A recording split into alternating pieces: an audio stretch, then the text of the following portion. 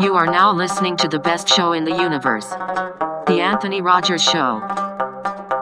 You probably wish that this was your show, but it's not. It's The Anthony Rogers Show.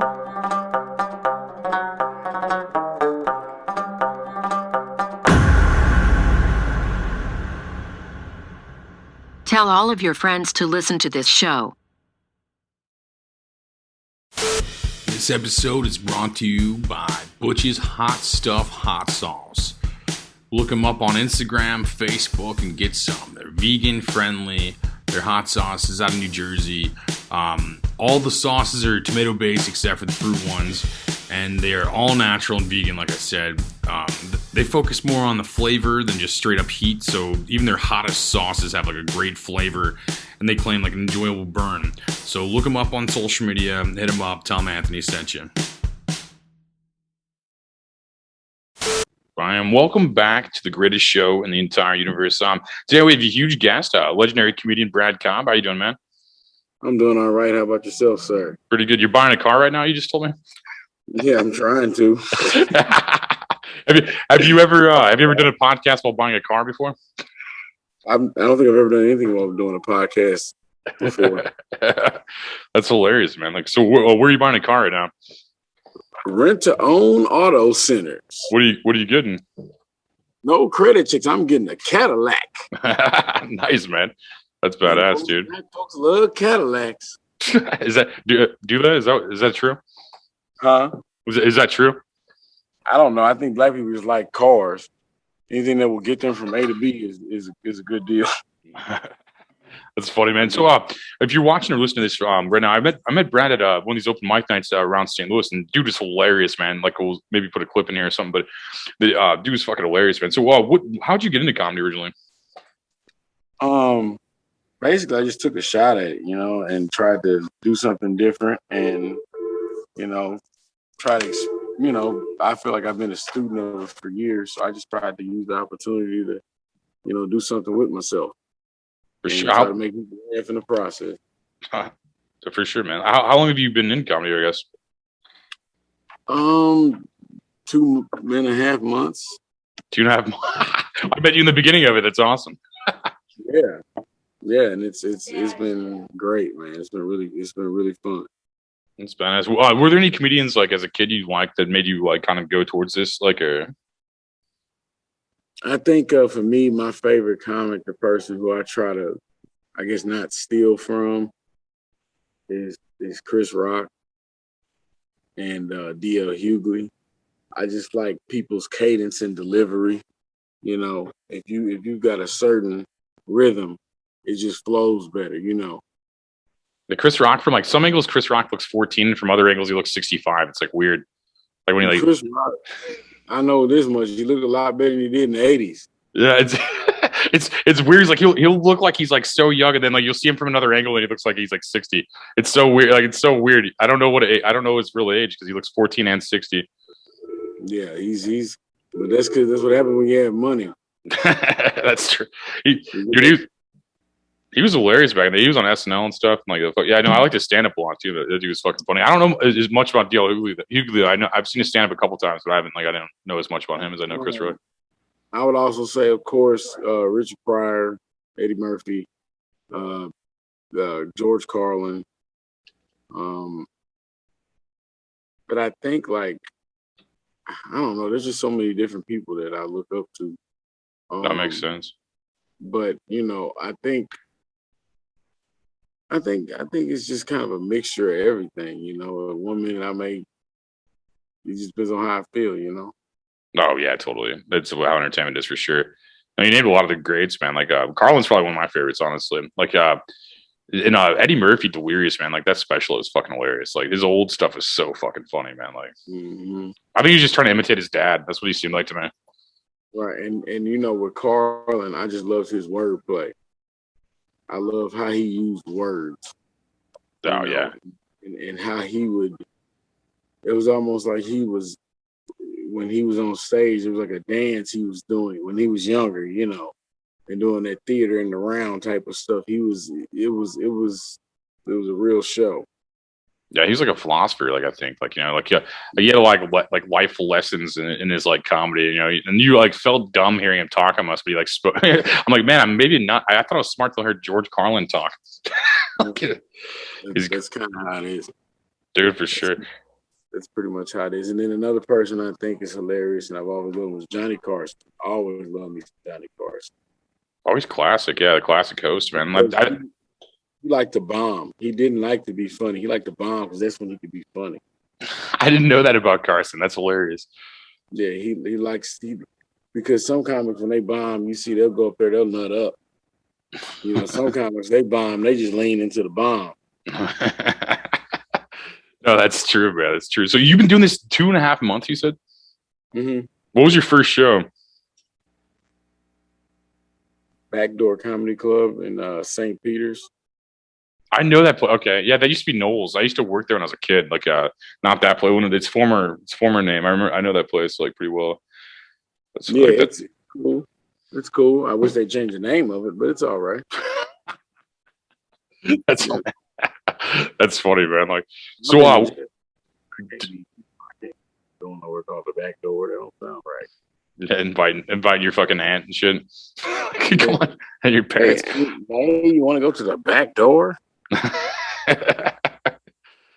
that's funny, man. Like, so what are some of your goals, man? Like, what are you trying to get done? So you're still really young in this. Like, I didn't realize you're only doing this 2 months. It's awesome. Yeah, I'm just right now just trying to get following up, trying to get actually like paid, trying to figure out the set. I guess my set kind of scheme, but I really don't have one. I mean, I know I have to polish and do different things like that, but I mean, for the most part, I'm pretty comfortable with my growth. I wish I would, was a lot better, but I'm not as bad as I was. So. I didn't know you were only doing this for 2 months. Like you don't seem like that. Like that's what it was like a lot of these guys they'll come out and like people be terrible for like a long time. Like you seem like I remember seeing you the first time. I was dying laughing. Like you were on the same like open mic that thing, and I was just like fucking. I was like this guy's fucking hilarious, dude. Like I just remember like you had a good energy, man. Like you had a good vibe and like good confidence, good way of like just speaking and good wordplay and stuff too. But on top of that, good jokes, and I was legitimately laughing. Like pretty much all your sets I've seen so far have been funny, man. Like yeah, I just feel like I have a particular life perspective, and I just try to just put a spotlight on it. Things that I find strange or funny or annoying or whatever, For sure. Do you have a favorite joke that you use? It's not really a joke. It's like just something I said, but I was like, I said, I have to make sure I'm in a safe place. I said, the Gabby Patino girl's been in the news lately. Yeah, it's I don't excuse domestic violence, anything like that, but at the same time, have you ever traveled across the country with a white woman? That's funny, man. Like you making fun of white people drinking Bush was killing me too. Like it almost made me want to drink Bush because it was like almost product placement and how well the jokes were. It was like that shit was hilarious. He was like going off in the front row or whatever drinking Bush beer. I don't know why that made me laugh so much. But I remember that was one of the first things I saw you do. Yeah, it's weird, man. I think times have changed. I see these people, I remember, white people used to drink like Pabst or whatever. That was like the worst thing, but now it's like that Michelob you drinking? Like what? Whose grandfather are you? Oh yeah, my dad drinks Michelob. Like I told you, I make fun of him constantly. See what I'm saying? Well, now he's on those Trulies. Now he's drinking Trulies. He used to drink Michelob, actually. I remember he drinks those seltzer waters that everybody's drinking now. Yeah, I'll just drink a soda. I'll just drink vodka straight and a soda. That's what I did last night. That's what I'm probably do tonight too. It's funny interviewing you, like when we're about to be on that underground SEL thing, and like it's funny like interviewing you before we're on a show together. Like that normally doesn't happen to me. It's like usually because we got to go in the building. Yeah, like I gotta get in the car so I can be in the building. You think I'm playing? I ain't lying. Shoot, I'm. No, you seem honest. I believed you immediately. You don't seem like a guy that bullshits that much. Like, I thought, like, I believed you immediately when you said it by the fucking lights. At first, I thought you were at work when you signed on here. I thought you like were in like an office job, and then like the next, and then you go, I'm buying a car, and I believed you immediately. I'm like, this is exactly what's happening, bro.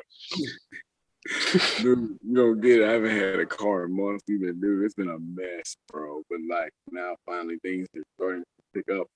Also, I got a Halloween show. I'm supposed to be throwing on October 30th in Granite City, Illinois.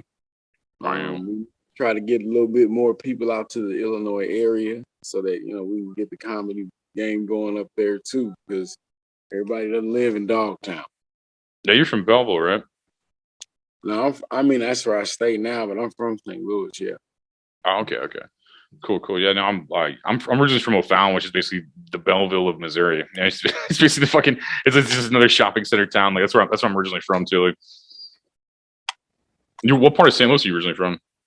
I am originally from like Bonita Park, U City area. Okay, cool. I'm pretty close to that area. Like that's pretty cool. I like St. Louis a lot. It's a weird town until like we bought. It was illegal to operate businesses. It was a great town.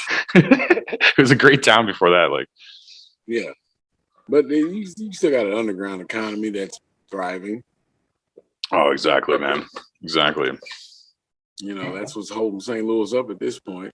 Places like rent-to-own auto centers, nice cars for good people.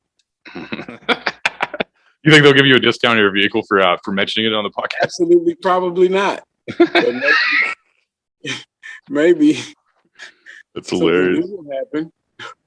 Tell me what 5% off now because you just fucking mentioned them. Yeah, he's being very patient with me. I think I'm gonna go for a test drive. So, test drive? Yeah, I sent that stuff over. Okay. So, finish up there. Yes, I'm finishing up now. So, Anthony, we can crop this out, and I will speak with you later this evening. Cool. Without sponsors like Vodka Coffee, this show wouldn't exist.